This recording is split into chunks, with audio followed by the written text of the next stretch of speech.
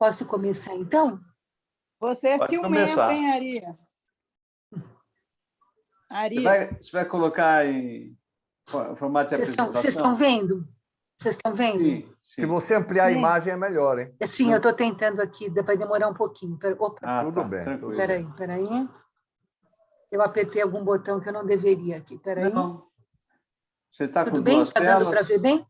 Você está com duas telas ou uma tela só? Eu estou com duas, mas estão com a mesma coisa. Então, sabe? eu sei. Então, porque só está aparecendo no formato que não é de apresentação.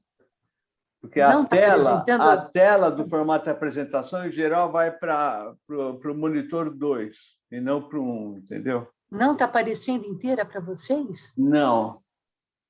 Não é? Não está no Aí formato não, aqui apresentação. Você precisa sair e daí você entra de novo, escolhendo já a tela que está na apresentação. Não. Não sai daí. Sai do compartilhamento. Isso. Tá. Daí eu começo de novo. Primeiro você pega e põe o PowerPoint no formato de apresentação. Ah, tá. Daí, a tela que vai ficar no teu monitor principal, você abaixa ela, põe embaixo, e daí você pega e seleciona, que é a tela B, a tela 2, entendeu? É que eu não sei, deixa eu ver se eu consigo aqui. Espera um pouquinho só, que eu uso o Google Meet, mas eu achei que era parecido. Deixa eu só ver se dá certo. Então, eu ponho aqui na apresentação, tudo Isso. bem? Daí, aquilo que fica no teu monitor principal, você minimiza. Espera um pouquinho só, espera aí. Share. Agora você shared aí. E agora? Então, mas não está certo. Você está fazendo o share daquela tela que é do teu controle, sabe? É aquela tela que você vê, mas não a tela... Agora sim. Tá bom, agora ficou bom. Agora ficou bom? Ficou. Sim. Ah, então tá bom. Então aí, gente, obrigada por estarem assistindo. Como eu já falei para vocês, vai ser a primeira vez que eu vou falar sobre arte, né? Só estou acostumada a dar aula de mecânica dos solos e obras de terra. Mas, enfim, eu sempre gostei muito do paisagismo inglês, mas nunca tinha estudado, vamos dizer, organizado esse meu gosto. E com essa oportunidade, então, eu aproveitei para me basear num livro que eu achei muito bom, que é esse livro daqui, se vocês tiverem interesse, Masters of English Landscape. Então, eu fiz uma seleção de algumas coisas, porque o livro é extenso, então não está muito ordenado, mas vamos lá, vamos ver o que dá para passar para vocês. Então, a primeira coisa, a gente está falando aqui, quando eu falo arte, eu estou falando de arte europeia, né? E principalmente inglesa, porque, na verdade, eu não sei exatamente o que estava acontecendo no Oriente ou na África nessa época. Então, até o século XIX, a arte era dominada por retratos e pinturas históricas. Apenas no século XIX, a paisagem veio ocupar um lugar de destaque na arte. E essa transição que levou à prominência da paisagem na arte inglesa começou no século XVII. Então, durante o século XVII e XVIII, a paisagem nas pinturas servia principalmente como pano de fundo das atividades humanas, ou também, como vocês vão ver, para a expressão de ideais. Não era considerado como uma forma de arte por si. E essa transição, então, de pano de fundo ou uma maneira de exprimir ideais passou para ser uma forma tão importante e tradicional na Inglaterra por uma série de fatores, e que a gente vai falar um pouquinho sobre alguns deles. Uma parte são os ditames estéticos da Royal Academy da Inglaterra, umas ideias que vieram do continente, gostos de certos colecionadores e habilidade de alguns artistas. Então, primeiro vamos falar sobre a Royal Academy, que ela tem uma importância muito grande nessa história toda. Ela foi fundada em 1768 por artistas. Embora o nome Royal Academy, né, tinha chancela real, mas ela era totalmente independente. Os artistas é que faziam as regras. Ela admitia 30 alunos de cada vez, e no século XVIII ainda não era ensinada a prática de pintar paisagens. Não se aprendia a pintar paisagens na Royal Academy. um artista que quisesse aprender isso tinha que ser admitido como um aprendiz num estúdio de algum artista que já fosse paisagista. E só em 1833 que ela foi considerada como um dos temas da Royal Academy. Ela não era nem considerada como um tema de estudo.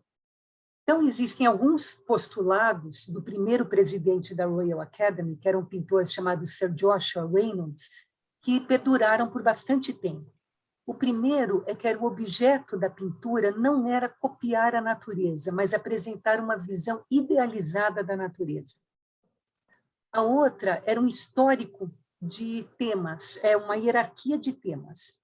A pintura histórica era considerado o mais elevado ramo da arte. A pintura histórica era inspirada em incidentes históricos mesmo, ou bíblicos ou mitológicos. E ela era considerada o mais elevado ramo porque ela trazia uma mensagem filosófica. O quadro representava algum pensamento, algum ideal, e estava muito distante do material e da vida cotidiana. E a Royal Academy desenvolveu o que ela chamava de Grand Style, ou Grand Manner, que foi um estilo desenvolvido para possibilitar que os artistas representassem esses episódios moralmente edificantes. Bom, em segundo lugar, vinham retratos, mas eram retratos também inspirados por ideal. Não era para representar uma pessoa, para guardar lembrança de uma pessoa. A pintura que representava uma semelhança com a pessoa, para guardar como uma fotografia, era chamada portraiture. E a portraiture, paisagem, vida morta, eram o fundo da escala. Eram considerados trabalhos menos nobres para os artistas. Na verdade, essa hierarquia tinha sido desenvolvida pela Academia Francesa de Belas Artes, mas foi na Inglaterra que ela foi seguida com mais rigor. E a Royal Academy ela organizava umas exposições anuais. Os quadros eram pendurados do chão até o teto. Então, os aquarelistas tinham que fazer quadros grandes para poderem ser vistos à distância, porque eram cores mais esmaecidas, né? Então, eles tinham que pintar quadros grandes, por isso que as aquarelas geralmente eram de maior tamanho, e isso também incentivou alguns artistas a abrirem suas próprias galerias. Como vocês estão vendo aqui na foto, né, a gente tem no quadro do interior da Gallery of the New Society of Painters in Watercolors, de 1834. Outra maneira de expor o trabalho era através de casas de leilões. E a Sotheby's, eu não sabia, foi criada em 1744. Opa, eu encostei aqui, desculpa. Ela foi criada em 1744 e a Christie's em 1766. Então, esses eram os meios de exposição. Apenas no meio do século XIX é que começou a ter exposição em museus. Normalmente eram museus provinciais, e os mais importantes na Inglaterra na época, por coincidência, são também lugares onde hoje tem grandes times de futebol. Era Leeds, Manchester e Liverpool. Foram os primeiros grandes museus que começaram a fazer exposições de artistas. E também alguns empresários começaram a abrir galerias comerciais. Bom, o mundo artístico na Inglaterra não era dominado apenas pela Royal Academy. Tinha duas teorias estéticas que estavam em voga, e nelas se desenvolveram a paisagem que, então, pela academia era desprezada, né? Essas duas teorias estéticas eram o sublime e o pitoresco. A noção de sublime veio do Edmund Burke, num livro chamado Philosophical Inquiry on the Origin of the Ideas of Sublime and Beautiful. O que ele falava, o Burke? Que existem pinturas ou momentos em que o caráter sublime de uma cena tem uma qualidade de beleza que é ao mesmo tempo admirável e inspiradora de temor. Vamos lembrar o que é temor? Temer a Deus, né? O temor é uma mistura de medo com idolatria, com respeito, com veneração. Então, o quadro sublime, ele tinha que trazer esse sentimento de admiração, um pouco de medo e esse respeito por algo superior. Então, tinha um texto aí de emoção e de paixão nesse tipo de teoria estética, né? É claro que isso limitava as possibilidades da paisagem, porque ela tinha que, então, atender a esse sentimento, não podia ser uma paisagem tranquila, né? Ela tinha que dar essa impressão forte. Mas acabou por inspirar quadros muito interessantes, como a Quinta Praga do Egito, do Turner, que eu vou mostrar logo em seguida, ou da natureza em fúria, tempestades, precipícios alpinos, nevascas, furacões, erupções de vulcões, né? Era também o sublime. O pitoresco, por outro lado, não queria investir natureza com emoções humanas, ele queria simplesmente mostrar a beleza da natureza, fazer o observador olhar a tela com cuidado, olhar os detalhes, ter detalhes bonitos, não tanto aquela força do conjunto.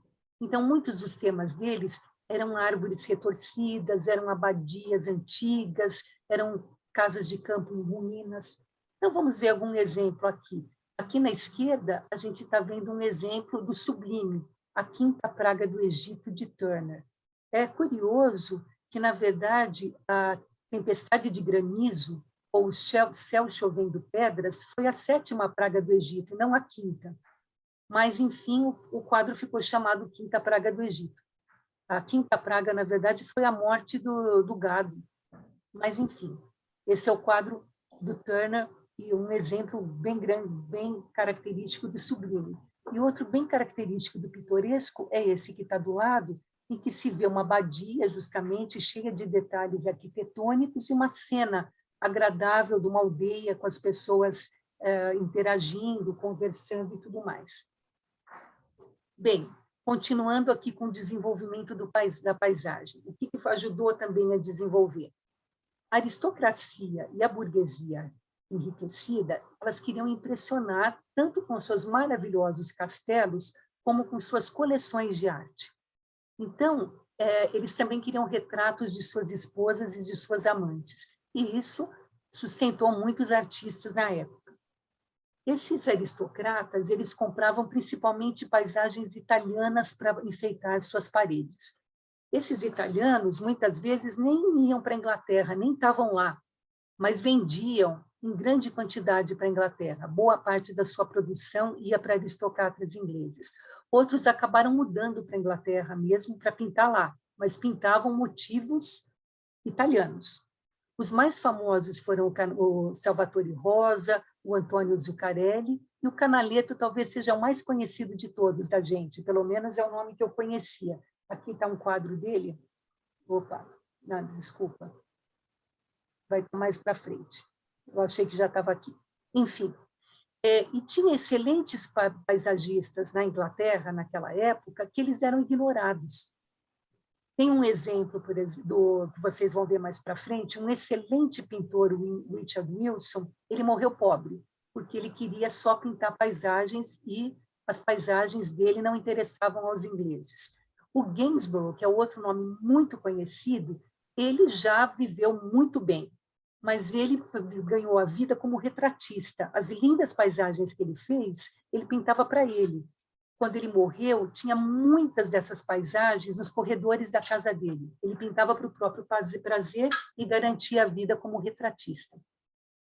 Tinha outro tipo de paisagistas que ganhavam a vida fazendo o registro da propriedade dos nobres. Então, eles são chamados de pintores topográficos. Eles faziam representações topográficas exatas das casas, dos parques, ou até vistas externas dos domínios do senhor de terras, né? Por que eles faziam isso, principalmente? Os aristocratas queriam ter os italianos lá na casa deles, mas na casa rural, no seu castelo. Mas na casa de Londres, que normalmente eles tinham uma casa em Londres, eles queriam levar registros das suas propriedades, para mostrar para as pessoas que iam visitar nas suas casas em Londres, e para lembrar também da casa e tudo mais. Então, eles queriam essas vistas dos parques, dos seus cavalos, de cenas de caça, dos seus cachorros, né? Então, também tinha as suas casas, parques e os prazeres do campo, né? Da nobreza, claro. Isso trouxe muito trabalho para os artistas, principalmente a partir da fundação do Jockey Club, em 1750, e depois do Newmarket, que foi um lugar onde se treinavam cavalos. Até o José Luís postou um quadro num desses dias de um dos pintores que ficou mais famoso por pintar os cavalos de raça. A gente acho que até vou mostrar aqui. Então, esse desejo dos bons registros fotográficos naturalmente se estendeu para o mar, e daí a gente tem também uma demanda para cenas representando batalhas e atividades navais. Então, a gente tem principalmente para o desenvolvimento da escola dos pintores paisagistas a topografia, as cenas de caças e corridas e as paisagens marítimas. As paisagens marítimas são assim, a pintura naval inglesa é uma coisa tão maravilhosa, mas ela seria uma aula à parte. Embora ela se encaixe nessa aula de paisagismo inglês, não caberia aqui, porque é praticamente um mundo à parte, e é uma tradição que perdura até hoje, na verdade. Bom, essa tradição foi então se impondo lentamente, né? Na segunda metade do século XVIII, até ser reconhecida pela Academia em 1932, no século XIX. Né? Bom, outra influência, a influência que vinha de fora, né? O florescimento do paisagismo na Europa, que foi encorajado por um pensamento filosófico na época de que a natureza era boa em suas manifestações, algo meio panteísta, que influenciou a literatura e a poesia e a pintura. E nessa época daí, no século XIX, a gente tem dois pintores que são os mais famosos, eu acho, paisagistas ingleses, que são o Constable e o Turner, que vão ficar para o fim da aula, né? Porque eles estão no finzinho aí dessa transição. O Turner era um preocupado com as forças cósmicas, ele é um representante, um herdeiro do sublime. E o Constable seria um herdeiro até um certo ponto do pitoresco, a partir do qual ele acabou também mudando muito, trazendo muitas inovações. Né? Só para fechar esse ciclo, né? O Turner morreu em 51, e daí começou a surgir a Irmandade pré-rafaelita. Nós já tivemos uma aula fantástica, né, do Art Nouveau, em que foi apresentada essa Irmandade pré-rafaelita para a gente, então eu nem vou entrar nesse mérito, a gente vai parar no Turner e no Constable. E também a gente tem um enriquecimento, né, com a industrialização na Inglaterra, os self-made men, os príncipes do comércio, que conheciam muito pouco de arte, mas queriam cenas gravadas de suas posses com maior detalhamento. E, além disso, o impressionismo na França também trouxe novos elementos, teve uma fertilização cruzada, cujo maior representante é o James Whistler, que também foi mostrado lá na aula do Art Nouveau dos pré-rafaelitas. E tem todo um lado de aquarela, que também é muito importante, que também seria muito ligado ao paisagismo. Mas eu vou deixar de lado alguns aquarelistas maravilhosos, porque não vão caber em uma hora. Né? E por que começou a ter muita aquarela? Normalmente, as salas de recepção, as grandes escadarias na cidade e as grandes escadarias das casas de campo eram geralmente adornadas com pinturas a óleo. Mas começou a ter uma popularização da aquarela, e a aquarela era mais barata e ela podia ser adquirida em maiores quantidades, e a gente vai ver que ela se adequou muito ao famoso Grand Tour, que a gente já vai falar. Agora, devido à suscetibilidade maior ao esmaecimento, normalmente as aquarelas eram guardadas em álbuns, que seriam como álbuns de fotografias, porque as aquarelas, na verdade, representavam cenas que as pessoas queriam guardar, justamente, principalmente essas aquarelas que ainda não tinham aquele valor do sublime, né? O que trouxe tanta vontade de ter essas aquarelas? A prática do Grand Tour. Vocês já ouviram falar isso? Era aquela visita à Itália que praticamente qualquer jovem cavalheiro tinha que fazer para emergir na cultura clássica e voltar com uma cultura cosmopolita. Isso durou bastante tempo, né? Começou lá em 1720 e foi até Até o século XX, a gente tem ainda livros, filmes, em que aparece essa viagem do jovem inglês para a Inglaterra, em que tantas coisas depois acontecem e mudam a vida dele. Isso não era só na Inglaterra, o Grand Tour se espalhou por todos os países da época, né? O Goethe tem um livro, por exemplo, que chama Italienische Reise, em que ele conta das viagens à Itália, que ele durou 2 anos a viagem dele à Itália. Então, era uma coisa que era comum, essa viagem para o berço, né, da humanidade ocidental. Então, só voltando um pouco no tempo, para a gente pegar, então, exemplos dessa evolução que eu falei, no século XVI, que foi o século do Henrique VIII e da Elizabeth I, os artistas estavam mais preocupados com a imagem humana. Foi o período dos grandes retratos do Holbein. Esses daqui que vocês devem conhecer, acho que o mais famoso é o do Henrique VIII. A paisagem aparecia só como um pano de fundo, principalmente nas miniaturas. As miniaturas atingiram perfeição nesse período. Elas eram pequenininhas mesmo, e tinha muitas vezes paisagens muito detalhadas, mas como background. Por exemplo, aqui vocês estão vendo, no quadro da esquerda, tem uma paisagenzinha atrás do retrato, né? E, com o tempo, isso foi mudando um pouco. Aqui, por exemplo, esse quadro é famoso, porque foi o primeiro quadro em que o artista coloca o modelo dentro de um cenário natural, e não a paisagem está atrás, uma paisagenzinha pintadinha lá no fundo. Aqui ele está encostado numa árvore, e ele está entre rosas. Essas rosas são as eglantinas, uma rosa selvagem que, na época, representava a agonia do amor. E muita gente acha que esse quadro, esse rapaz, é o Earl of Essex, que, na verdade, era amante da Elizabeth I e depois foi por ela decapitado. Outro quadro dessa época, vocês veem que é miniatura mesmo, 13 centímetros por 6 centímetros.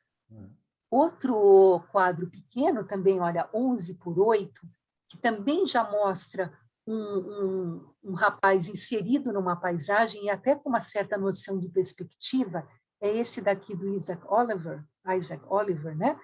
Que é um retrato de um jovem homem, que eles acham que talvez seja o Sir Philip Sidney, que era um poeta muito famoso na época. Então, aqui a paisagem está começando a tomar mais força, o rapaz está inserido na paisagem. Daí, no século XVII, teve uma guerra civil que acabou culminando com a execução do rei Charles I. O rei Charles I era um grande colecionador de artes. O Oliver Cromwell chegou ao poder, né?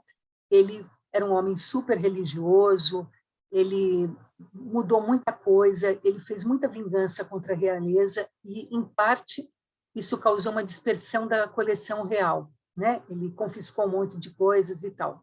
E os artistas, nessa época, ficaram bem na sua. Mas para o continente, para a Europa continental, foi uma época dourada, o século XVII. Principalmente na Holanda, na Bélgica, né? Nos Países Baixos, estava florescendo tanto o paisagismo como a portraiture, que são aqueles retratos que são para ficar como uma imagem, como uma fotografia. O Cromwell morreu em 1958 e a monarquia foi restaurada em 1660. E daí, tanto antes quanto depois desse período do Cromwell, muitos pintores holandeses e flamengos foram para a Inglaterra e levaram, então, o paisagismo e a portraiture. E eles que trouxeram para a língua inglesa a palavra landscape, que não existia até então. Só uma curiosidade, o Cromwell estava enterrado, mas quando a monarquia foi restaurada, mandaram desenterrar o Cromwell e decapitaram o cadáver dele, provavelmente como uma vingança pelo que ele tinha feito para o Charles I, né? Bom, desses caras que vieram, esses pintores holandeses e flamencos, acho que o que a gente mais conhece são o Rubens e o Van Dyck, que são nomes que soam mais para a gente, né? O Rubens, ele tinha sido convidado pelo Charles I. Ele viveu muito tempo em Londres e fez muitos retratos da família real e também cenas alegóricas dentro daquele espírito do sublime, né? O Van Dyck também era muito prestigiado pela família real, era até chamado de Principal Painter to their Majesties, mas ele morreu relativamente jovem, né? Eu vou mostrar 2 exemplos aqui que eu acho interessantes de pintores ingleses, paisagistas, aliás, dessa leva, que são menos conhecidos do que o Rubens e do que Van Dyck, e eu achei muito interessantes. Os outros é mais fácil de a gente achar.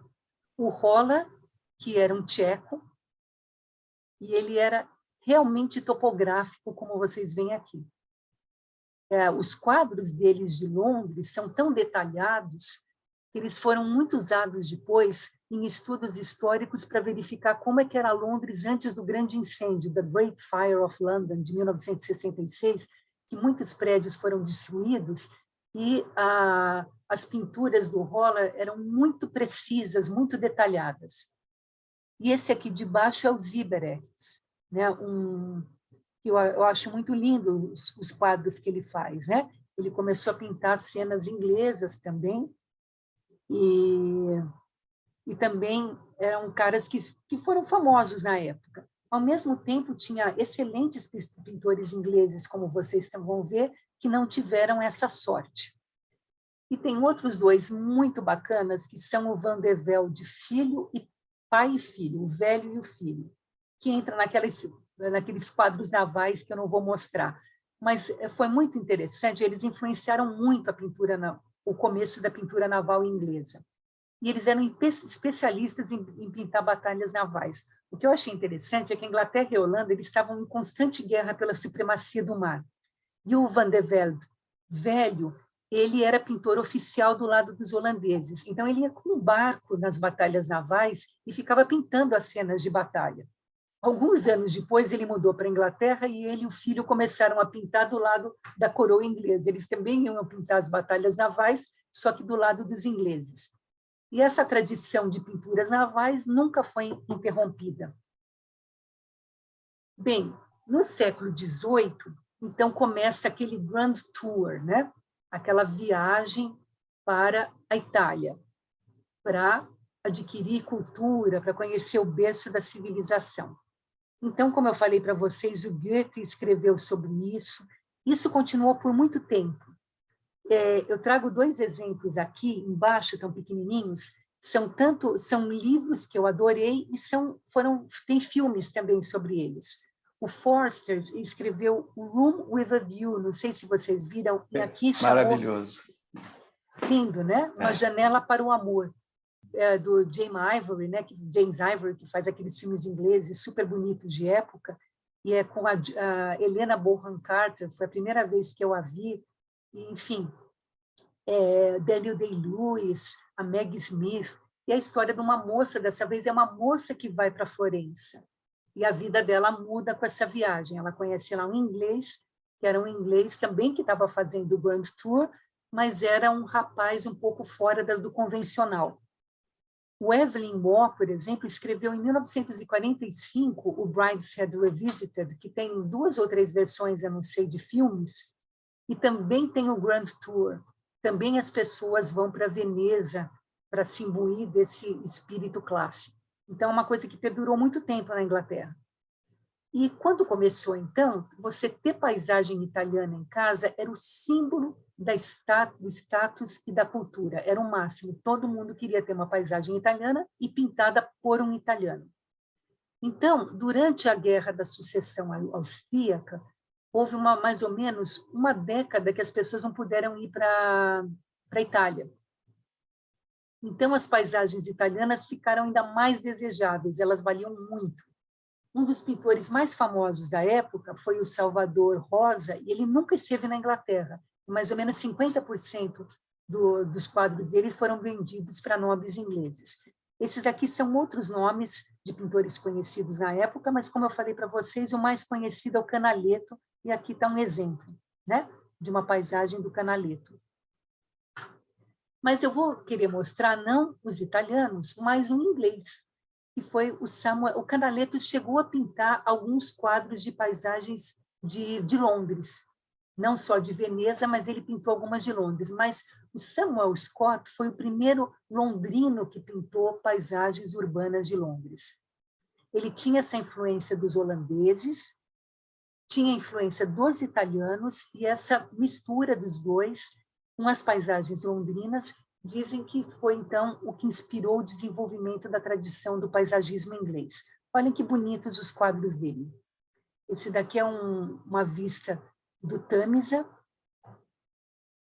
Aqui, olha, é outra vista do Tâmisa.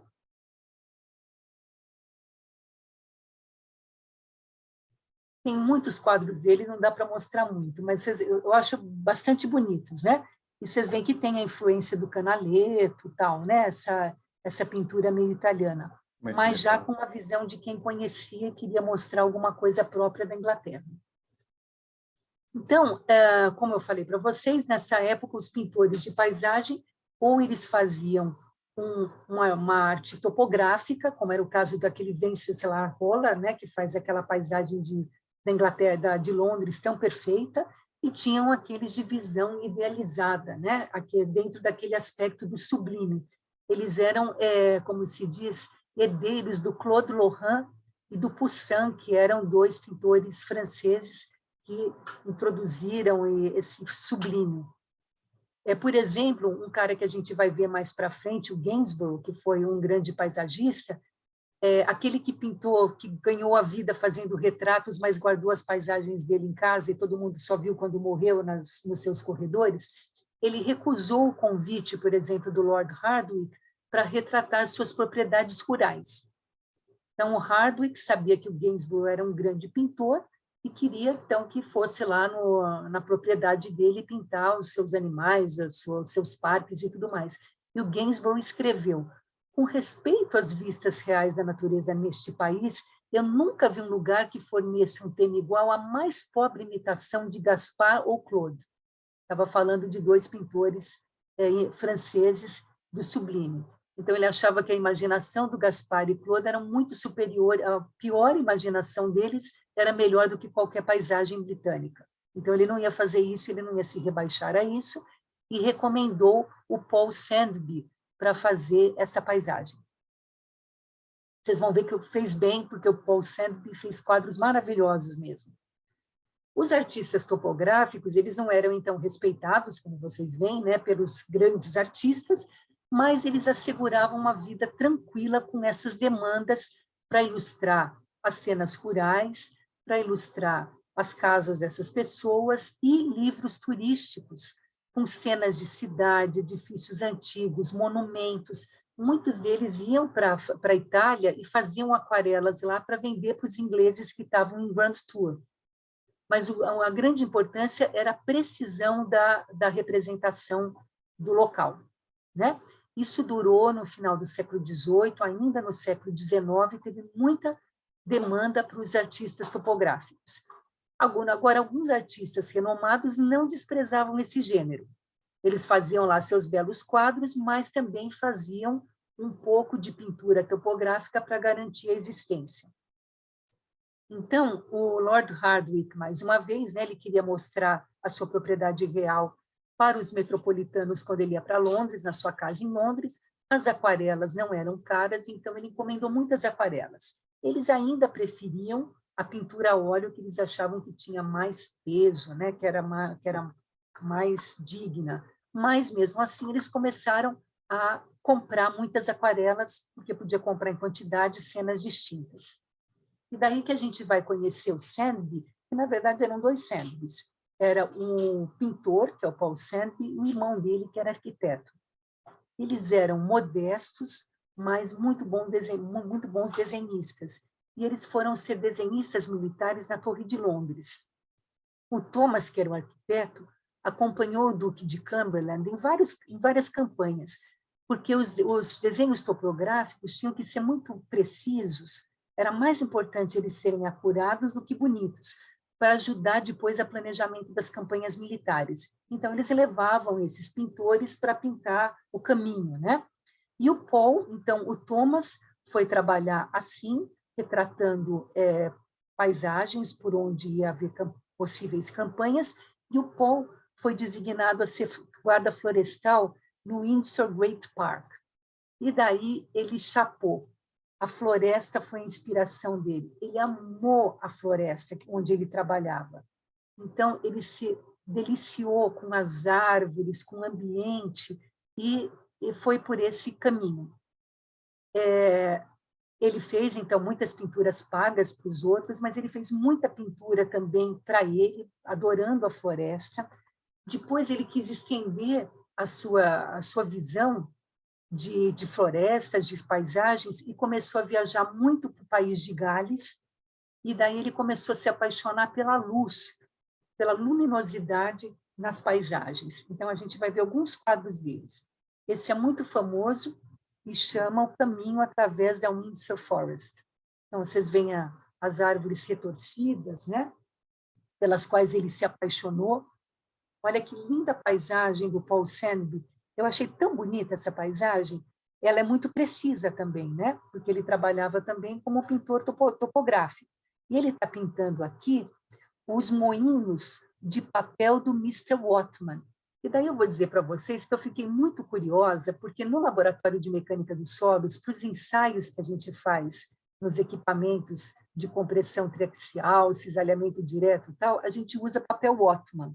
E eu pensei, será que tem a ver, né? E daí eu fui procurar e realmente o Whatman, ele foi um cara que inventou em 1733 o papel feito com trama, né? O papel tecido, vamos dizer. Até então, o papel era feito prensado, então ele não era lisinho. O papel era feito com manufatura, era feito manualmente, e ele tinha as folhas ficavam com umas certas costelinhas. E daí esse cara, o Whatman, criou essa máquina para fazer os papéis, e depois ele ficou... O negócio cresceu muito, né? Então, essa indústria perdurou por muito tempo. Ele morreu, um outro cara tomou a indústria, mas depois, no século XX, resolveram chamar de novo de Whatman, embora não fosse mais o Whatman o dono, né? A família já não fosse mais a dona. E em 1914, eles começaram a fazer esse papel filtro, que a gente usa no Laboratório de Mecânica dos Solos, começou a ser produzido para a indústria bélica, em 1914. Olha que interessante. Legal. Então, né, eu achei e tudo por causa de um quadro tão lindo que me chamou a atenção. Muito Bom, legal. olha que linda floresta, que lindo quadro, né? Eles realmente passeava por essa propriedade enorme onde ele era o guarda florestal e pintou assim, ficou muito impressionado com essas árvores muito antigas. Aqui é mais uma paisagem que ele fez para mostrar a casa de alguém, né? O Englefield Green. Vocês estão vendo uma cena de um chá da tarde, né? Então ele fazia como todos, né? Essas paisagens para ganhar dinheiro e fazia muito bonitas. E esse quadro é que eles dizem que é um turning point do Paul Sandby e do paisagismo inglês em geral, porque nesse quadro ele ficou tão impressionado com a luz do pôr do sol que ele valorizou mais o céu do que os detalhes arquitetônicos do edifício. Então, pela primeira vez, dá uma mudança no teor, no intuito da paisagem, né? Então, a luz começa a fazer, o céu começa a ter uma importância grande. Esse cara, que eu não sei se vocês já ouviram falar, eu achei tão interessante, Alexander Cousins, também é dessa época, ele nasceu em 1717 e morreu, acho que em 1777. Ele era um teórico da pintura, ele era um professor de pintura. Ele tinha nascido em São Petersburgo e ele achava que a topografia, ele achava que tinha que se escapar da topografia detalhada, que tinha que usar a imaginação na paisagem. Ele conheceu as pinturas de um pintor chamado Agamben, que eu não conheço, e ele ficou extremamente influenciado pela arte oriental e ficou com vontade de renovar na pintura. Ele fez vários tratados de ensino de pintura, e um dos mais famosos é esse, um novo método para ajudar na invenção de composições originais de paisagens. E a técnica dele era ficar jogando manchas de tinta aleatoriamente sobre uma folha de papel, depois tentando interpretar, sentir o que aquelas manchas evocavam na imaginação e daí completar a paisagem. Gente, eu achei tão moderno, dê uma olhada na técnica deles. Esses quadros foram feitos pelo Cousem, nesse sentido, ele jogava as manchas e depois ele tentava transformar numa paisagem que a imaginação dele evocava, numa montanha, numa floresta, num lago. Olha, vocês não acham muito moderno? Essa casebre, essa outra paisagem. E claro que depois, muitas vezes, ele tinha que viver, ele tinha que completar a paisagem dentro desse espírito de que era para soltar a imaginação. Mas depois ele complementava a paisagem, como vocês podem ver, com muita técnica, né? Com muito cuidado. O Alexander Cousins teve um filho que fez aquarelas maravilhosas, mas eu achei que não ia caber na aula. Vale a pena procurar esse sobrenome, porque são muito lindas as paisagens do filho dele também. E voltando agora para as cenas de caça, né, da vida rural, então essa nobreza tinha as casas em Londres, queriam lembrar dos casos do campo, o Jockey Club, como eu falei para vocês, foi fundado em 1750, os ingleses amavam os cavalos e a nobreza mais do que ninguém, tinha o centro de treinamento que eles também queriam mostrar os cavalos sendo treinados, então teve muita procura por esse tipo de quadro. E os dois maiores nomes são esses dois aqui, o George Stubbs e o John Wotton, mas eu só vou falar do George Stubbs, eu fiquei apaixonada pelas coisas dele aí procurando. Ele amava a natureza, ele tinha nascido no campo, ele amava a natureza e, além de tudo, ele tinha paixão por anatomia. Ele estudava a natureza. Ele fez aquela viagem para a Itália, fez o Grand Tour dele, mas, ao contrário do Gainsborough, né, que falou que nenhuma paisagem inglesa se comparava com a arte grega e romana, com os quadros do Poussin, né, e do Lohan, ele já falou que a experiência de estar na Itália o convenceu de que a natureza é superior à arte, seja ela grega ou romana.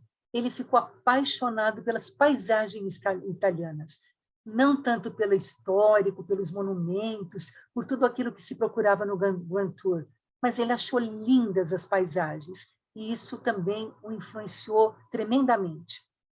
Por outro lado, ele gostava de anatomia, ele era um estudioso, então ele se internou numa casa de campo, junto com a amante dele, e ficou um bom tempo dissecando cadáveres de cavalos. Ele ia cortando os cadáveres em camadas finas para ir vendo como realmente era em profundidade. E, às vezes, ele ficava semanas trabalhando na mesma carcaça, sem a menor higiene. E daí ele fez esse tratado, que chama Anatomia do Cavalo, que lhe deu muita celebridade, mas aprisionou-o na fama de pintor de cavalos, porque, na verdade, ele fez quadros muito bonitos, não era só retrato de cavalo, as composições são muito bonitas. Depois ele pintou, ao longo da vida, também animais selvagens e, no final, cenas de campo, que era uma coisa rara também de alguém se interessar, de camponeses trabalhando, e não de propriedades rurais maravilhosas. Então, ele foi muito interessante, mas ele foi totalmente subestimado. Ele pintava lá os quadros dos nobres, depois ele foi esquecido, e só na segunda metade do século XX é que sua obra foi resgatada e hoje em dia é considerado um dos pintores mais importantes do século XVIII. Então, para vocês verem o que eu estou falando, aqui está um quadro do George Stubbs. Eu achei interessante que eles cortavam o rabo dos cavalos, vocês estão vendo? Vocês vão ver que todos os quadros têm isso. Olha que beleza de quadro. Esse aqui também, aqui junto com os cachorrinhos, que os nobres também amavam seus cachorrinhos. Mas toda a composição é muito bela, né? Aqui é uma foto do livro dele, da anatomia, né, do cavalo, dos estudos dele. Olha que bela composição. Na verdade, ele estava pintando para esses dois nobres aparecerem e terem aí um quadro na sua casa em Londres. Na verdade, é um quadro muito bonito, eu não sei por que ele foi menosprezado. Esse daqui também é muito famoso, é a caçada em Grosvenor, né? E se vocês olharem, é que se eu aumentasse muito a figura, ia perder a precisão, né? Ia ficar muito borrado. Mas todos os detalhes dos cachorros, das aves mortas no chão, são extremamente bonitos, muito bem feitos, e a composição é bonita com essa árvore, né? Esse movimento todo, mas ele não agradou. Assim, não levaram ele muito a sério. Esse quadro, por exemplo, o descanso depois de caçar. Então, é uma cena que não só retrata a caça, como os caras queriam, mas tem uma particularidade. Além de ter a floresta, é um momento, né? É um quadro do repouso das pessoas, uma pessoa recostada, tem os bichos mortos no chão, o cachorro. Aqui é o detalhe, olha, esse detalhezinho do lado direito, vejam que mesmo o detalhe é muito bonito, né? E ele ficou esquecido muito tempo. Bom, o bar também, né? Não ficou esquecido um tempão até resgatarem. Hoje em dia a gente acha ele o máximo. Então aconteceu isso também com Stubbs. Essa é uma das cenas campestres, né? Do pessoal no campo trabalhando com o rei, né? Como é que chama? O rei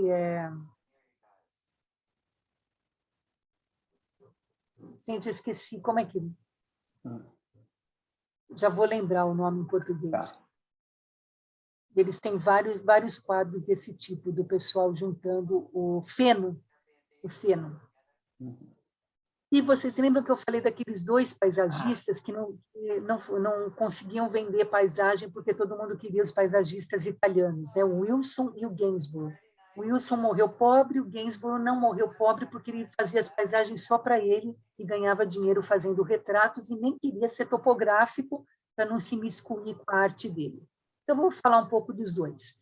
O Wilson foi para a Itália em 1750.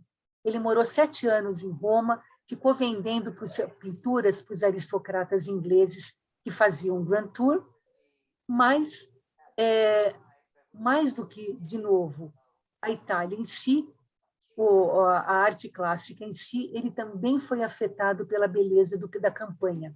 Ele achou tão lindas as paisagens também que ele redecidiu, naquele momento, dedicar a sua vida à paisagem. E daí ele se condenou à pobreza, porque ninguém queria saber das paisagens dele. As paisagens dele eram idealizadas, elas não eram exatamente paisagens de retratos fotográficos, mas não era da Itália pitoresca, elas eram paisagens do Império Romano. Ele fez 2 quadros que mostram, eu não os coloquei aqui, mas que marcaram a presença, porque são, como é que se diz? Mostram ruínas, né? Ruínas muito bonitas, e essas ruínas parecem indicar, no meio da paisagem, que as civilizações vêm e vão. As coisas que as civilizações fazem são destruídas, mas a beleza do mundo, da paisagem, continua, né? E daí, quando ele voltou para a Inglaterra, depois desses 7 anos, ele mudou para o norte, para ele poder ver o campo e ver o pôr do sol, de tão apaixonado que ele ficou pelas paisagens. E ele foi um dos fundadores da Royal Academy. No fim, ele teve que pintar casas rurais para viver, aquelas mansões, né, dos senhores de terra, mas não fazia tanto quanto deveria, porque ele queria pintar paisagem, então ele estava sempre sem dinheiro. Ele foi muito respeitado pelos artistas, mas teve uma vida muito difícil. Aqui estão algumas paisagens, então, do Richard Wilson. Quando ele voltou, né, e foi para o norte da Inglaterra para poder ter essa vista ampla que ele não teria em Londres, né, do pôr de sol, do céu. Bonitos quadros, né? Esse quadro é muito marcante, foi numa das viagens que ele fez para o país de Gales. Ele pintou essa paisagem que, para a época, foi considerada muito crua. Ninguém entendeu muito bem. Não era uma paisagem pitoresca, né? Com uma cidade, uma cena com abadias ou árvores bonitas com pessoas em volta, ou uma cena de campo bonita, plácida. Não era algo do sublime, era algo assim, uma natureza meio árida, crua, e, na época, causou um certo choque, mas também foi muito moderna para a época, essa pintura daqui, desse vulcão, né, com um lago dentro. E, por outro lado, a gente tem o Gainsborough, que ele começou como topográfico, ele amava o campo, ele nasceu em 1727 e já com 13 anos foi trabalhar em Londres, no estúdio de um francês. Ele nunca pôde ir para a Itália. Então, ele escapou da influência do classicismo. Ele teve um estilo livre, espontâneo, não tinha nada a ver com o grand style da Royal Academy. Ele fazia isso para ganhar dinheiro, mas para o deleite próprio, ele tinha algo muito livre, muito espontâneo. Ele foi muito influenciado pelos paisagistas holandeses, mas ele logo, quando ele conheceu, né, ele nunca pôde ir para a Itália, ele era uma pessoa mais simples. Quando ele teve o contato com os holandeses, aquilo o influenciou muito, mas depois ele voltou para o estilo próprio dele. Ele pintou muitas cenas imaginárias, com grandes árvores veneráveis e pequenos grupos de pessoas. Em 1759, ele foi para Bath, e Bath era um lugar muito chique na época. Vocês já devem ter visto em filmes ingleses de época, nos livros da Jane Austen, quando as pessoas vão ricas, vão para Bath, né? Elas iam lá para curtir as férias, para curtir temporada, e lá se faziam casamentos, se conheciam pessoas interessantes, porque tinha recepção nas casas, tinha festas, tinha bailes, né? Então, ele foi para Bath, e lá ele conheceu os quadros dos mestres europeus que ele não tinha tido oportunidade de conhecer, porque ele não tinha viajado para fora. Então, quando ele conheceu principalmente o Rubens e o Lohan, os quadros dele ficaram muito complexos. Mas ele gostava de pintar o campo, a natureza, ele queria exprimir suas emoções. Então, na verdade, ele era um observador, ele amava a natureza, mas ele idealizava, recriava e tentava expressar mais a atmosfera do que os detalhes. Então, ele foi rejeitando o realismo topográfico com que ele tinha começado a trabalhar. Daí ele mudou para Londres, né, em 1774, pintou retratos, pintou paisagens, mas as paisagens eram para seu deleite e não para os outros. E foi para as montanhas do Lake District, que era um lugar dos que tinha montanhas mais altas, e lá ele ficou impressionado pelas montanhas e fez quadros muito bonitos com elas, né? E, finalmente, tem mais um detalhe interessante, que ele foi muito protagonista de um espetáculo novo, que é esse Eidophusicon, que era uma coisa que ele fazia junto com um amigo, que ele projetava como se fosse uma feira, um filme. Ele fazia projeções de várias paisagens que ele tinha pintado, só que não era filme, né? Eram quadros, com som animando. Fez muito sucesso em Londres nessa época. Então, aqui tem alguns quadros do Gainsborough.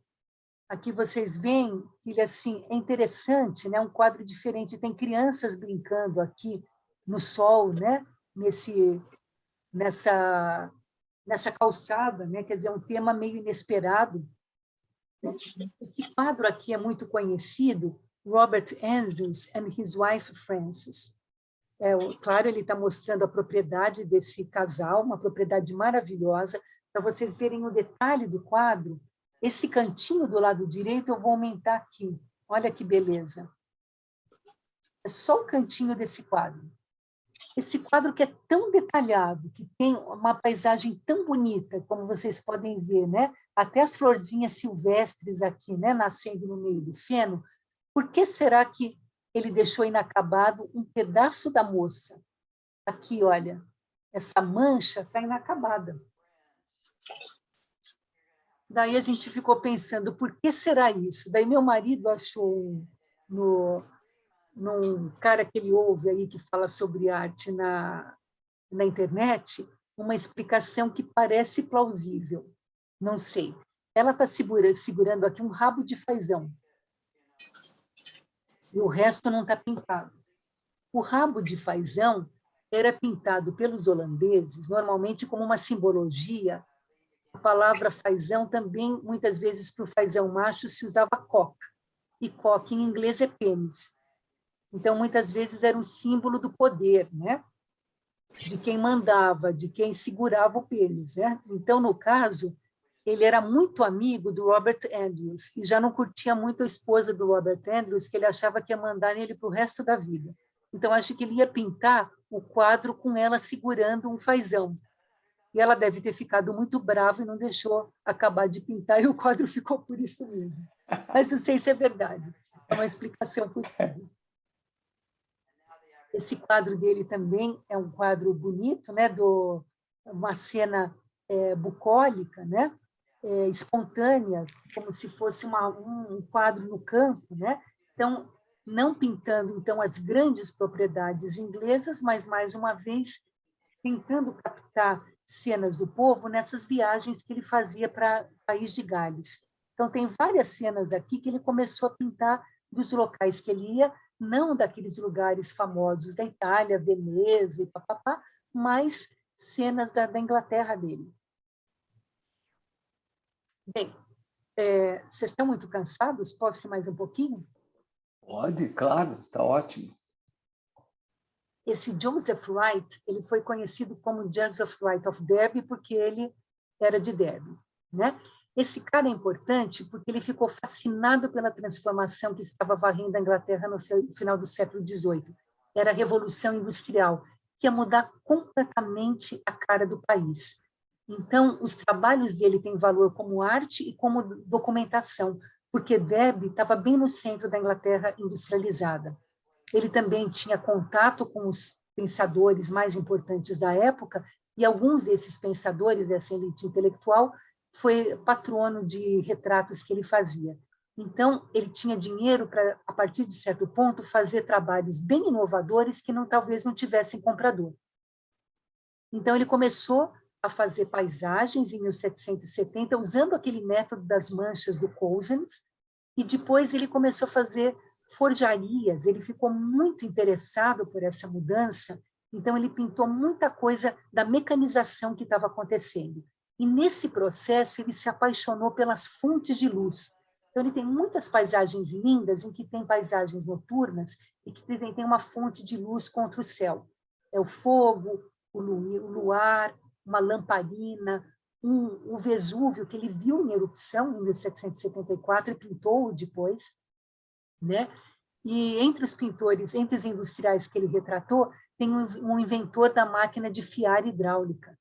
Foi quando os fios começaram a não ser mais feitos pela mão, mas ser feitos, porque antes fazia naquela roca, né? As mulheres que trabalhavam fazendo os fios, era um trabalho tão árduo que elas não se casavam, por isso que o nome spinster, que é solteirona, veio de spin, eram as mulheres que ficavam no spinning wheel, né?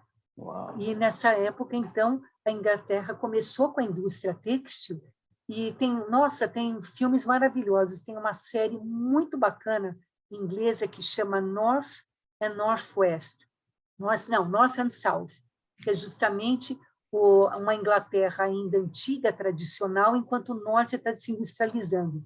E o pessoal de baixo, do sul, está estranhando aquele negócio, essa nova ordem que está surgindo, esses novos ricos que estão aparecendo, né? As fábricas, as cidades aumentando, ficando grandes, porque as pessoas têm que morar perto da fábrica. Tem muitos livros interessantes que falam sobre essa mudança. Tem a Jane Austen, que é a minha preferida. Bom, todos esses são meus preferidos, na verdade. O Dickens. E tem um cara que escreveu bem depois dessa época, o Thomas Hardy, na verdade, ele escreveu já no século XIX. E essas coisas estavam começando a acontecer no final do século XVIII e começo do século XIX. Então, os livros do Thomas Hardy, na verdade, eles retratam uma Inglaterra que já estava desaparecendo. Ele tinha visto no começo da sua infância e juventude. São sempre livros muito bonitos, que pegam muito da vida do campo, mas já não era mais o campo que ele estava vivendo na época que ele escreveu. Todos os livros dele viraram filmes, né? O Far from the Madding Crowd, não sei se vocês viram, Longe do Insensato Mundo. O Mayor of Casterbridge eu não vi, mas eu sei que tem o filme. O Tess, que é do Polanski, com a Anastasia Kinski, que era uma mulher linda, né? Que era o sex symbol lá de quando eu era moça. São livros baseados no Thomas Hardy, e todos eles retratando uma vida rural que já estava comprometida, que praticamente já tinha desaparecido e a qual ele sentia, né, que estava indo embora. Bom, então vamos ver alguns quadros do Joseph Wright of Derby. Olha que bonito esse, uma forjaria vista de dentro. Então vocês veem o reflexo da luz da forja, né, no ambiente.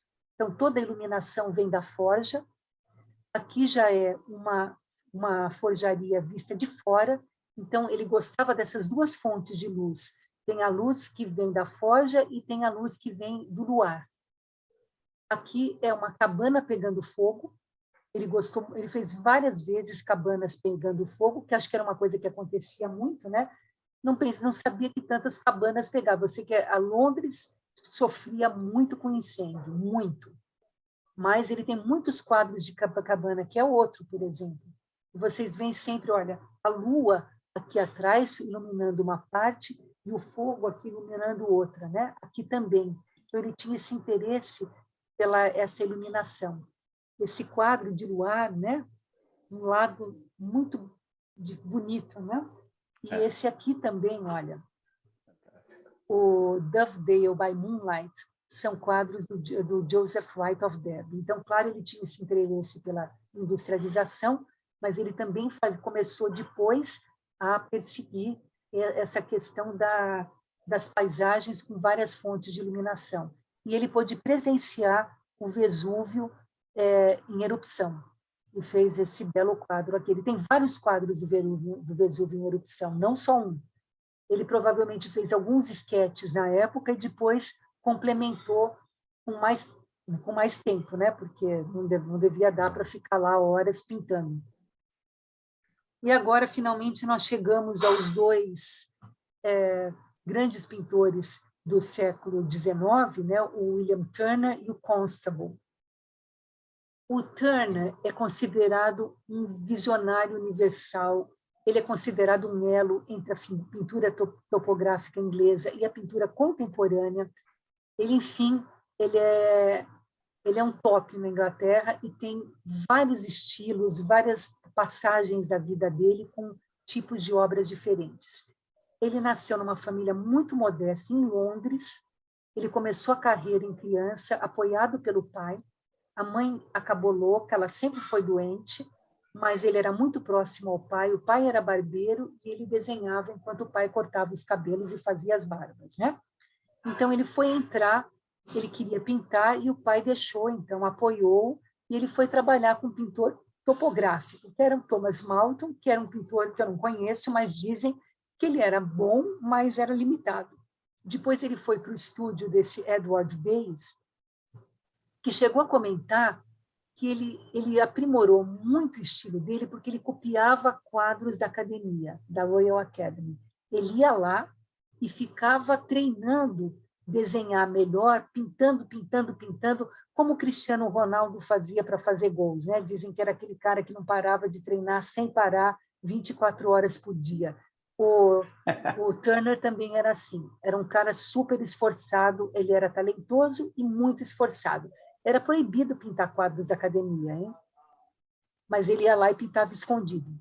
Isso ele fez a vida toda. Quando ele foi depois para Paris, quando ele já estava mais famoso, ele pintou muitos quadros do Louvre, sempre assim, para aprender novas técnicas, para conhecer mais. Ele entrou na academia em 1789 e, com 27 anos, ele foi o mais jovem membro da Royal Academy.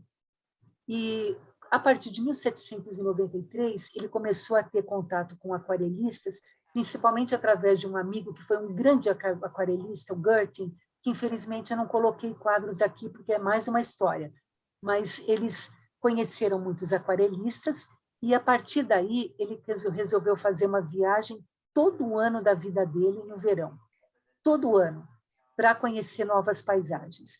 No começo, ele começou na Inglaterra. De 1792 a 81, ele foi para o país de Gales, ele foi para o norte da Inglaterra, ele foi para Yorkshire, ele foi para Lake District. E, nesse momento, ele começou a focar mais na captura da luz, na atmosfera, no espírito do lugar. Ele começou pintando paisagem, mas, na verdade, ele foi sendo impregnado pelo que a paisagem trazia e foi se aproximando do sublime. Depois, a gente vai ver que ele vai começar a viajar para outros países, né? De um modo geral, só para falar, ele pintou óleos e aquarelas. As aquarelas dela foram aclamadas pela crítica, mas ele foi pintando mais pintura a óleo, porque eram mais respeitadas. Ele queria respeito e dinheiro, né? Ele queria manter o posto dele na Royal Academy. Inclusive, em 1802, ele foi eleito membro, e não mais um pupilo, não mais um aluno, um daqueles 30 alunos. Isso era uma grande honra, né? Ele ficava um membro full member. E em 1807 ele começou a dar aula de perspectiva. Dizem até que assim, ele não era muito bom professor, porque ele nunca teve uma educação formal de escola mesmo, ele estudou pouco. Então ele não sabia organizar bem o texto e tal. Só que para cada aula ele preparava um quadro, uma pintura para exemplificar o que ele queria mostrar para os alunos. E daí os alunos amavam e as aulas dele eram super frequentáveis, porque os quadros eram bárbaros. Ele queria mostrar, por exemplo, como que é o reflexo da luz num cristal. Então, ele preparava algo para mostrar para os alunos. Então, no fim, as aulas dele eram muito conceituadas, mesmo ele não sendo muito didático, vamos dizer, com as palavras. Bom, nessa época, que ele foi se imbuindo, né, pelo sublime, que ele foi ficando impressionado e querendo não só retratar a paisagem, mas o que ela trazia para ele também escreveu versos. E muitas vezes ele escrevia versos nos quadros dele mesmo. Eram acompanhados por trechos, né, de versos. Ele pintou picos de montanhas, ele pintou lagos, castelos contra os céus tempestuosos, sabe, com efeitos dramáticos de luz. Então, ele estava com uma sensibilidade para o romantismo que estava começando como uma escola, também na literatura, na poesia e na pintura também. Quando ele estava na casa de um rico colecionador de arte, ele viu 2 quadros, de novo, daquele Lorrain, aquele pintor francês que tanto influenciou com o sublime. Ele ficou tão impressionado que ele disse: estou tão encantado como infeliz, porque esse quadro parece acima do poder da imitação. Eu nunca vou fazer isso igual. E, na verdade, ele tentou fazer isso a vida toda. Na vida toda não, mas durante muito tempo, ele se fixou em tentar ser tão bom quanto o Lorrain. Depois, graças a Deus, ele desencanou, porque eu acho que o que ele fez depois de muito mais bonito veio depois desse desencanar, mas isso é uma opinião pessoal minha. Nessa época, ele estava apaixonado pelo sublime. No testamento dele, ele pediu que 2 quadros dele, o Dido Building Carthage e o Sunrising through Bayford, fossem exibidos junto a 2 quadros de Lorrain. E, na verdade, ele tem um terceiro quadro que complementa esses 2. Eu vou mostrar os 3 em seguida, que é a queda do Império Cartaginês. Esse quadro demorou 15 anos para ser pintado, de tanto detalhe, de tanto perfeccionismo.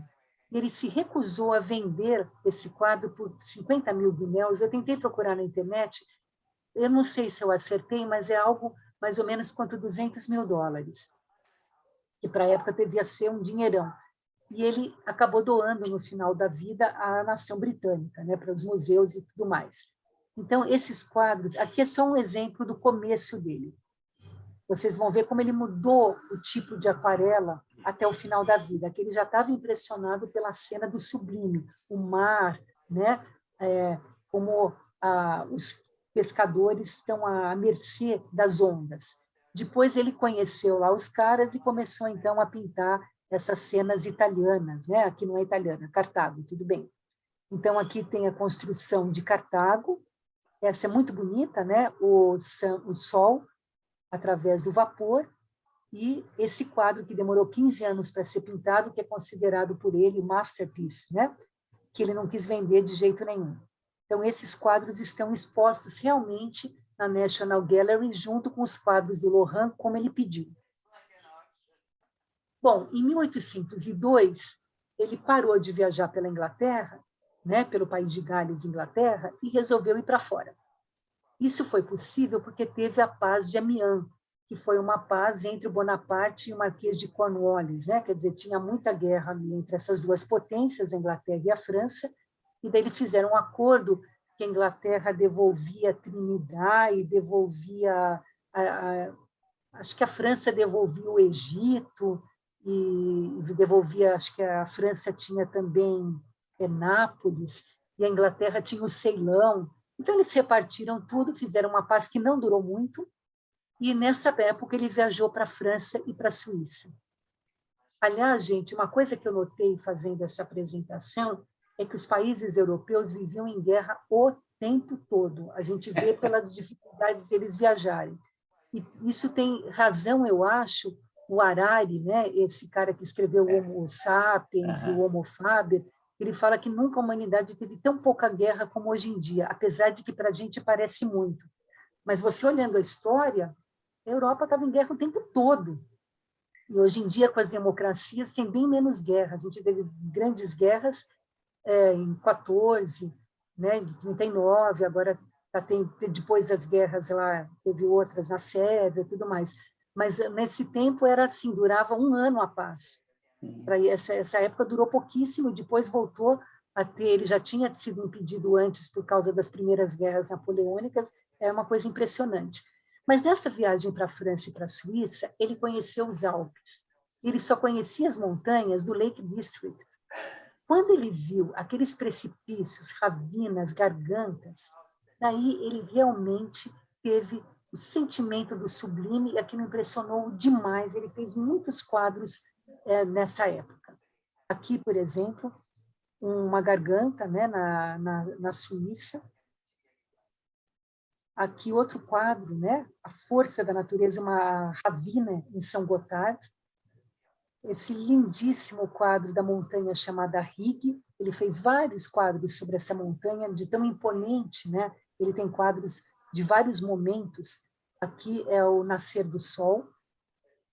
Bom, depois das guerras napoleônicas, ele voltou a viajar, e dessa vez ele foi para os Países Baixos, para a Itália, foi de novo para a França, para a Suíça, e para a Alemanha, que não existia ainda. Na verdade, era Renânia, nessa época a Alemanha ainda não estava toda unida. E na Itália, ele ficou apaixonado pela luz. Cada um que ia para a Itália se apaixonava por alguma coisa. Então, a partir dessa viagem para a Itália, ele foi deixando o sublime e começou a ficar obcecado pela luz. Ele fez muitos esboços, muitos, muitos, muitos. Só numa visita para Roma, em 2 meses, ele fez 500 esboços. Ele fazia porque ele adorava pintar e também porque ele fazia aquarelas para depois convertê-las em grandes quadros para expor na academia. Ou vender aquarela para viajantes, ou transformá-las depois em quadros mais requintados e expor na academia para venda. Então, ele tem uma série de pinturas dessa época, os rios da Inglaterra, os rios da França, vistas da Inglaterra e do país de Gales. E alguns viajantes diziam que ele era uma pessoa extremamente amável e bem-humorada, e estava nos trens sempre anotando, pintando, né, e tal. Ele tem quadros muito bonitos de Zurique, ele se apaixonou também pela luminosidade de Zurique. Essas são algumas sequências, eu escolhi Zurique porque eu adoro Zurique, eu morei lá 2 anos. Olha que belíssimo quadro de Zurique também. E vocês veem que ele já não está mais pensando em representar, apesar de toda aquela perfeição de Cartago que ele fez, da declínio de Cartago, ele não está mais interessado em pintar com perfeição. Ele quer captar a luz. Isso que é importante para ele. Então, ele tem esses belíssimos quadros de Zurique, todos assim tentando captar a luz. Esse daqui já é em outro lugar, mas muito bonito também. Então, é muito moderno para a época, vamos dizer, né? E esse é meu quadro favorito, eu acho, do Turner. Também é muito bonito. E você vê só o reflexo, né, da luz nesse lugar que está com a água, que está molhado, né? Então, ele realmente mudou demais. Então, ele pintou ainda quadros bíblicos, históricos, com sublime, com grand style, porque ele precisava ganhar dinheiro. Mas ele procurava o sublime na natureza, primeiro nas montanhas do país de Gales, depois nos Alpes. Ele pintou muitos desastres naturais, avalanches, tempestades, vulcões, sempre procurando mostrar a diferença de poder entre o homem e a natureza, e o mar, com seus perigos, era uma fonte inesgotável do sublime para ele. Aqui a gente tem, por exemplo, um incêndio em Londres. Em Londres tinha muitos incêndios, eles iam lá pintar o incêndio. E muitas vezes eles pegavam um barquinho, os pintores, e ficavam lá dentro do rio para poder pegar melhores imagens do incêndio. Esse daqui é um incêndio nas casas do parlamento, que ele presenciou. Aqui vocês veem já como o mar já está... ele mostra, tem esse sublime, né? Tem essa força da natureza, mas como as formas já estão completamente, como é que se diz? Não tão precisas, né? Como ele mudou com o tempo. Aqui é mais um mar com céu tempestuoso. Ele fez muitas paisagens de mar. E esse aqui é um quadro que completa, eu acho, essa sequência. Tem muitas de desastre no mar, alguns dos quais ele presenciou quando tinha um shipwreck, um naufrágio. Muitas vezes ele ia pintar o naufrágio, mas esse daqui é impressionante porque é o cachorrinho que sobrou depois do naufrágio. O cachorrinho que deve estar procurando pelos donos, né, pelo dono, que deve estar afogado no mar. Então, só para mostrar como esse tema sempre o interessou, do sublime, mas como mudou a pintura dele depois que ele resolveu se fixar na cor. Então, esse quadro aqui é um naufrágio de 1805 e esse é outro, uma tempestade de neve em cima de um barco em 1842. A diferença na pintura, né? E aqui, o nosso colega que adora os trens, um dos poucos quadros em que o homem aparece como uma potência e não a natureza, que é o trem andando com velocidade numa paisagem. Enfim, ele era muito capaz na representação exata, mas ele também teve essa campanha de desconstrução, que queria, então, representar com cor, não com linhas, né? Com forma, cor e luz, mas cada vez mais ele foi abandonando a forma e foi trabalhando com a cor e luz. E isso fez com que ele fosse muito criticado por algumas pessoas, por muitos críticos de arte. Ele começou, por exemplo, a usar tons dourados quando ele queria mostrar uma tranquilidade, né? A cor, para ele, dourada, representava uma tranquilidade de uma tarde de verão, por exemplo, e brincavam, tiravam sarro dele, dizendo que ele estava com febre amarela. Por exemplo, esses quadros aqui, esses 3 belos quadros foram criticados por causa do uso do amarelo que não era real. Ele sabia que não era real, mas era o que ele estava querendo transmitir. E esse cara, ele falou, criticando o Turner, ele falou algumas coisas que, na verdade, seriam até elogios, pensando no que ele revolucionou. Ele falou que o Turner era um paisagista muito capaz, o paisagista mais vivo, vivo naquele momento, que era o melhor, mas que os quadros dele estavam ficando abstratos demais, que ele não estava representando os objetos da natureza, ele estava representando o meio através do qual os objetos são vistos. Os quadros são quadros de elementos, ar, terra e água, tudo é sem forma, é vazio. Ele mesmo fala, alguém me disse que as paisagens são retrato do nada, e tudo que é semelhante ao nada. Isso foi, né? É o que acharam dele na época. Então, ele tinha quadros caríssimos e outros que não eram apresentados para o público. Ele não atraiu, então, muitos seguidores e discípulos, até que, em 1870, mais uma guerra, o Pissarro e o Monet foram fugir da guerra franco-prussiana, foram para Londres e descobriram o trabalho do Turner, e ele virou, então, um exemplo para esses pintores impressionistas, né? Então, a gente diz que ele é um visionário que começou com a arte não figurativa, pelo interesse que ele tinha da luz nas suas paisagens. Vocês querem que eu pare, gente? Eu ainda tenho uns 10 minutos de consta, bom, mas podem ser sinceros. Eu continuaria. Vai em frente. Eu gostaria de ir até o fim. Está muito bom. Continua. Tem certeza? Então, vamos lá. Ótimo, continue. Então, vamos lá. A gente viu que estava difícil viajar no final do século XIX, XVIII, por causa das guerras napoleônicas, então começou a ter paisagem inglesa, a gente já falou sobre isso. Teve um grupo muito importante de paisagistas ingleses que eram daquele tipo mais pitoresco, né? Não sublime, que eles pintavam a região deles, era uma região chamada Norfolk, então Norwich, então acabou sendo chamado de Norwich School. E o Constable também interagiu com essas pessoas. O cara mais famoso dessa escola foi o John Crome, mas o Constable também começou dessa maneira. Ele também era muito interessado no local dele, na Inglaterra dele.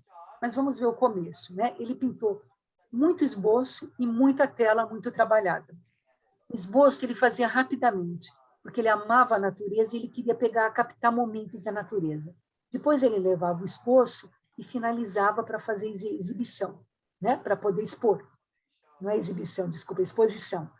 Mas aí dizem que muito da espontaneidade era perdida, que os esboços eram mais interessantes do que esses quadros acabados, detalhados, que ele fazia depois para poder ser considerado sério na academia.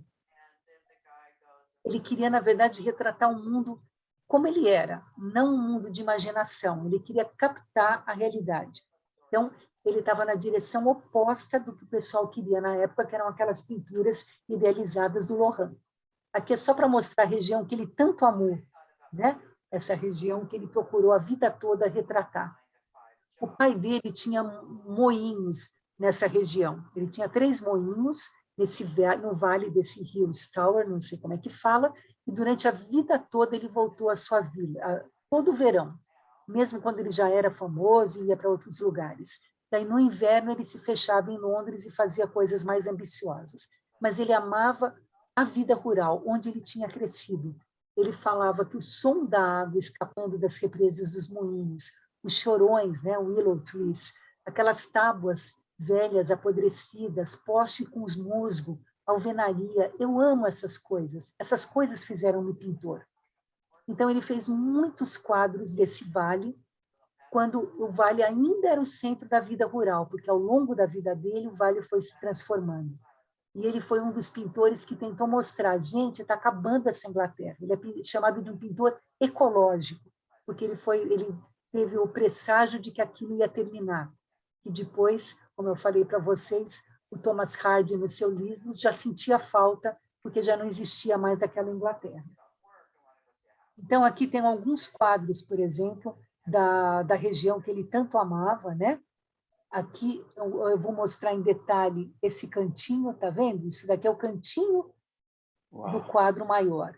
Então, eles eram muito detalhistas, né? Eles tinham técnica. Depois é que eles foram se transformando para toda essa luz, para toda essa falta de formas, por a sua inspiração para coisas novas, né? Mas não é que eles não soubessem fazer detalhes. Aqui, por exemplo, o rio tinha muitos moinhos e passavam barcaças, e tinha até muitas eclusas nesse rio. Então, ele também pintou muitas paisagens assim, dessas barcaças passando. Ele acabou casando com uma moça da vila em que ele nasceu. Daí ele entrou em 1802 como aluno na Royal Academy, e em 1819 ele casou depois com a moça. Casou, acho que em 1808. E daí, ou 10, e daí ele começou a passar os verões em outro lugar, em outra região, em Hampstead, porque a mulher era tuberculosa e ela precisava de ares melhores. Era muito perto de Londres, vocês vão ver que tem quadros em que ele vê Londres a partir de Hampstead. Outra fonte dele foi Salisbury, que ele adorou ver aquela catedral, ele fez vários quadros de Salisbury, e depois também pela esposa, ele começou a viajar muito para o mar, para poder ter ares marinhos, né? E ele tem muitos quadros bonitos de Brighton. Ele achava Brighton muito movimentado. Era uma cidade muito agitada para ele. Mas, de qualquer jeito, ele amava o mar, então ele acabou fazendo muitos quadros de lá. Então, aqui é uma vista de Londres a partir de Hampstead, por exemplo. Já vem que ele procura captar aquele ar, aquela vista em que tem um pouco de névoa, né? E não com aquela perfeição que ele sabia fazer. Aqui também, Hampstead Heath, com banhistas, é uma região um tanto árida, né? Que não seria um motivo de um quadro, de um paisagista, né? Por qualquer motivo, também não era uma propriedade de ninguém, que ele fosse topográfico, era realmente o interesse que ele adorava pintar o que ele via. Ele era um cara que produzia muito, assim como Turner. Aqui é um dos quadros de Salisbury, é um quadro visto a partir dos jardins de um duque. Aqui são paisagens marítimas de Brighton. Ele tem muitas paisagens marítimas, muitas de Brighton. Aqui você já vê que ele está se libertando, né? Ele está não só pintando o que ele vê, mas também o que ele sente. O mar, o presságio da tempestade vindo, né? Então, quando ele era mais jovem, ele estava atraído pelo pitoresco. Ele admirava o Gainsborough. Gainsborough é aquele que tem o quadro do repouso, né, do pessoal depois da caça, daquele casal da mulher do fazão, né? Também tinha muita... O Gainsborough era muito fã dos holandeses. Por isso até que ele usou aquele símbolo do fazão. Então, ele tinha admiração pelo Gainsborough e pelos holandeses. Mas também tinha pelo Lohan, pelo Rubens, pelo Cousins, pelo Gerting, o Cousins, filho do outro Cousins, né? Mas, na verdade, depois de ver tudo isso, ele falou, será que não tem lugar no mundo para um natural painter? Um pintor natural, que não segue nada e pinta o que ele quer na frente? Então, a partir de 1810, ele começou a pintar o que ele vinha na frente, o tema na frente, ao ar livre, sem aquela disciplina que ele tinha aprendido, que eles aprendiam na academia, como tem que se pintar. Ele pintava por alegria de pintar, o que ele via, o que ele sentia. E os esboços não eram para ser exibidos, então ele fazia o que ele queria com os esboços. Também era interessado em ciência, também queria entender nuvem, tempo correndo tempo mesmo, meses, anos, e ao mesmo tempo as estações, as condições meteorológicas, e começou a adorar o céu, começou a estudar muito nuvem, mas que não tinha nada a ver com o gosto da época, né? Imagina, o pessoal não estava interessado nisso, estava interessado naquelas paisagens que representavam o campo, a topografia ou pensamentos sublimes.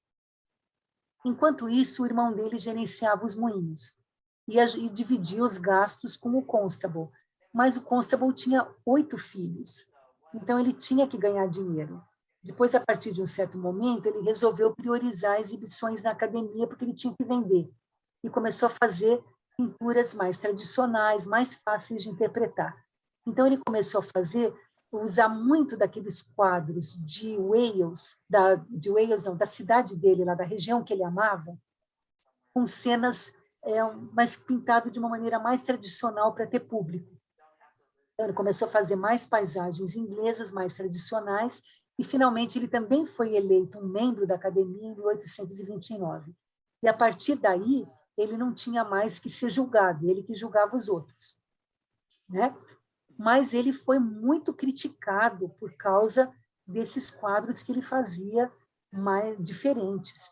Esse Sir George Beaumont, por exemplo, já tinha detonado Turner falando que ele estava com febre amarela.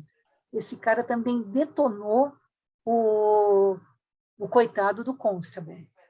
Ele queria pintar o countryside dele que ele amava, ele não queria pintar coisas sublimes ou isso ou aquilo. E ele sentia aquela tristeza de estar indo embora, a vida rural, por isso ele tinha aquela mensagem ecológica. Ele não era muito ativo politicamente, mas, na verdade, ele tinha essa preocupação do que a Inglaterra estava virando. E, na verdade, quem foi muito entusiástico dele foram os franceses. Quando os franceses conheceram esse pintor, eles piraram. O Delacroix, o Rousseau, realmente amaram o Constable. Aqui, por exemplo, é um dos quadros que ele fez mais tradicional, mas pegando aquele countryside que ele adorava, né? Mas de uma maneira que ele pudesse vender o quadro. Esse quadro daqui, por exemplo, era um quadro que ele fazia para o gosto dele, que não tinha nada a ver com a academia. Então, uma vez, num dos julgamentos dos quadros da academia, esse quadro foi, por engano, parar no meio daqueles que estavam sendo julgados. E o pessoal detonou o quadro, falou, quem que fez esse quadro horroroso? Que coisa... Até um cara falou, what's that nasty green thing? O que é essa coisa deplorável verde? Para vocês imaginarem, né, como achei interessante a vida de todos esses caras, eles sempre tiveram que se adaptar para poder viver. E os que não se adaptaram e só queriam fazer o que gostavam, eles passaram muita dificuldade, como aquele Sir Richard Wilson. Os outros realmente pintavam para o gosto, eles aprendiam a técnica, né? Sabiam pintar no grand style, mas eles foram se libertando e fazendo as suas inovações. Gente, é mais ou menos isso, e eu agradeço muito a Maravilhoso, maravilhoso. Adorei. Muito bom, viu?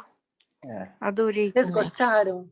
Adorei. Gostei muito. Maria Eugênia, você é uma expert.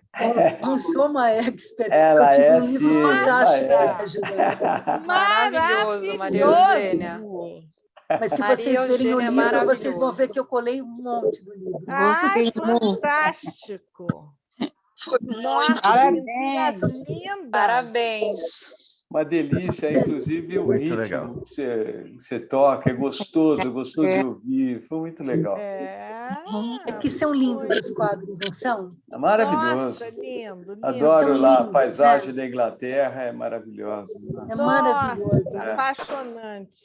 Apaixonante, né? É. Nossa, adorei ficar fazendo. Eu falo, nossa, mais um quadro lindo, mais um quadro lindo. Você vai procurando na internet, vai ficando maluco no Nossa, dia. E é tanta demais. coisa bonita, né?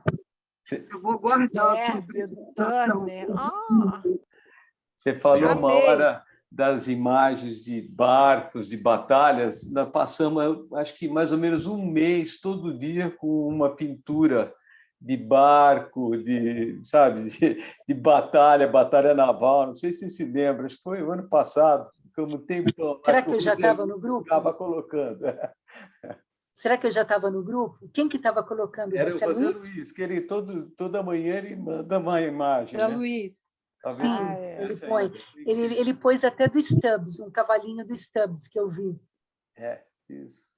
Nossa, e essa do Turner, da força da natureza, um impressionante. negócio louco. Maravilhoso. Coisa de louco, né? É. Eu tive a oportunidade de ver alguns Turners e Constables assim, picados. Um num museu aqui, outro museu ali, outro até aqui na Pinacoteca teve uma vez uma exposição que Uhum. tinha, acho que 2 quadros do Turner e um do Constable. Faz muito Olha. tempo, acho que foi na Pinacoteca, não me lembro, foi aqui no Brasil. Hum. São muito lindos, né? Eu fiquei tão emocionada. Nossa, Você Delícia. fala, gente, Delícia. amei, olha. Olha, Parabéns, Maria Eugênia. Parabéns. Você era uma, como é que é, geotécnica, engenheira geotécnica, coisa assim, não sabia nada disso. Imagine se soubesse. mas eu falei que esse livro, gente, é muito legal, é muito legal. É muito bem Você pode escrito, muito mandar essa didático. referência? Oi? Eu deixei no primeiro slide. Vocês querem que eu escreva era o primeiro aqui? slide. Está no primeiro Desculpa, que eu slide. entrei atrasada. Está no primeiro slide. Muito Tá. bom. É Olha, isso, gente. você falou Muito que você deixou obrigada. tanta coisa de fora que talvez pode ter uma parte 2, né? Sim, sim, sim. Ah, legal, boa ideia. Eu estava pensando uma Wagner. parte 2 de fazer uma coisa bem diferente, mas daqui a um bom tempo. É. Vocês têm interesse em ouvir alguma coisa sobre a cultura do flamenco? Lógico, Claro. É uma outra Total, coisa que eu sou interesse apaixonada. ótimo. Mas Tá vai bom, demorar muito muito, porque bom. essa eu vou A ter que gente já marca, pesquisar a muito. gente marca. Não, Eu vou marcar daqui a para 2 terça e anos. daí te falo de última hora, que é segunda. Daqui a 2 anos. Tá vendo? E que apresentação! Foi muito Você, bom. você disse que ia deixar alguma coisa fora, mas não deixou nada. Olha, tem um cara que chama Gerting, que tem umas coisas tão bonitas, É? mas daí tem que falar um pouco da vida do cara, contextualizada, ia ficar muito longo, mas ele tem coisas tão bonitas. Eu não conhecia. É porque Como ele era é o nome? amigo do Gerting, Girtin. Tá. Ele era amigo do Gainsborough, por isso que eu vi o nome dele. Ah, Aí eu fui ver, nossa, o cara tinha coisas muito bonitas. É demais. E olha, eu não sei pintar nem assim. Quando eu faço um desenhinho de uma pessoa, é uma bolinha com risquinho, com 2 risquinhos para os bracinhos, sabe? A Eu Helena falo, como é que estava esses caras pensando podem fazer pintar coisa tão bonita, né? A Helena estava pensando em fazer uma oficina de pintura. Opa! Isso aí vamos falar com ela depois. Ela não está aqui hoje. Mas... Que ela faz coisas lindas, né? Ela faz. Muito bom. ela não está aqui hoje.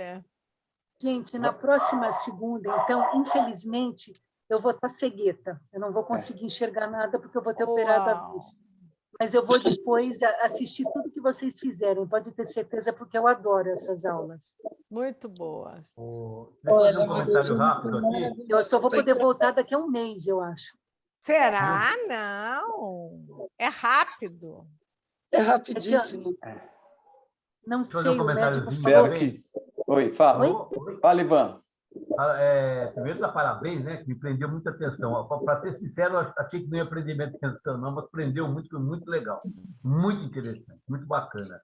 Mas eu estou lá na idade, naquela época dos cavaleiros medievais e tal, eles tinham uma coisa que chamava assim, ideal pancrático, né?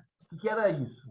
Era assim que o cavaleiro perfeito, que estava naquelas histórias do mito do Graal lá, né? Ele teria que ser um cara que lutava bem de espada, de escudo, andava a cavalo, e aí ele declamava poesia, pintava, cantava. Eu acho que esse grupo está querendo caminhar para isso, está querendo ensinar a gente a cantar, ensinar a gente a pintar, ensinar a escrever. Claro, tudo. Agora falta a luta de espada, só vamos lá. Né? A gente vai fazer filme, vai cantar em coral, vai tomar vinho, vai conhecer vinho, um monte de coisa. Delícia. Agora a gente não pode ficar muito perfeito, não, né? Perfeito, a gente vai ficar muito... Filme, a gente aprendeu a fazer filme, né, Ari? O Ari Até tá filme, craque. o Ari agora é um craque. cineasta. Sou um cineasta. Maria Eugênia, sabe o que eu achei mais fantástico aí na sua apresentação? É que a gente não escuta falar dos ingleses, né? Os franceses, holandeses, tal, Van Gogh, os franceses, a gente... E é engraçado que os ingleses não são muito divulgados, né?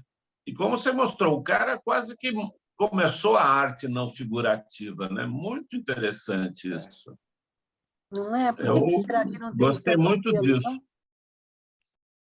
Gostei demais. Como? Muito bom. Por que será que não tem tanto apelo, né? A arte inglesa não tem tanto apelo, né? Não sei também. Mas talvez eles sejam mais isolados, né? Acho que é isso mesmo, né? Agora estão se isolando de novo com o Brexit, né? Vai ver que é uma coisa que eles gostam de fazer, se isolar. Maria Eugênia, você acha que o estilo paisagista inglês ele declinou a partir do começo da fotografia? Olha, eu acho que não. Eu acho que ele mudou só. Aqui no livro mesmo, ele coloca na mesma linha de grandeza o Cocótica, por exemplo, que é uma coisa mais moderna, né? Ele acha que é um herdeiro, vamos dizer, do paisagismo. Mas eu não me aprofundei para saber por quê, sabe?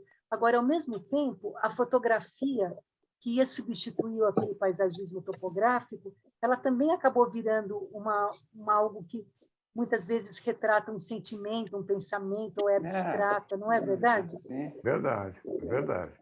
Então, também tem uma cada vez mais abstrato. aí, né? Não é? Muito bom. Então, eu acho que também tem uma coisa cruzada aí. A fotografia acabou substituindo esse paisagismo perfeito, mas, ao mesmo tempo, a fotografia, com o tempo, acabou ficando... Hoje em dia tem obras de arte fotográficas mesmo, né? Com certeza, com certeza. Já a parte só figurativa, como em si, ela já está se mudando, né? Sem dúvida. Tem muita coisa abstrata, muita construção abstrata na fotografia, né? Sim. Tem aquele cara muito louco que chamava Man Ray, vocês já viram coisas dele? Não. De arte moderna mesmo, né? É um cara com umas fotos muito malucas. É uma coisa que talvez valha a pena. Você pode colocar o link aí dele, ou alguma coisa, ou o nome dele no grupo? No grupo, tá? Deixa eu colocar aqui no chat. Peraí. Tá. Deixa eu ver se eu vou escrever certo, além de tudo, né? Eu acho que... Muito bom.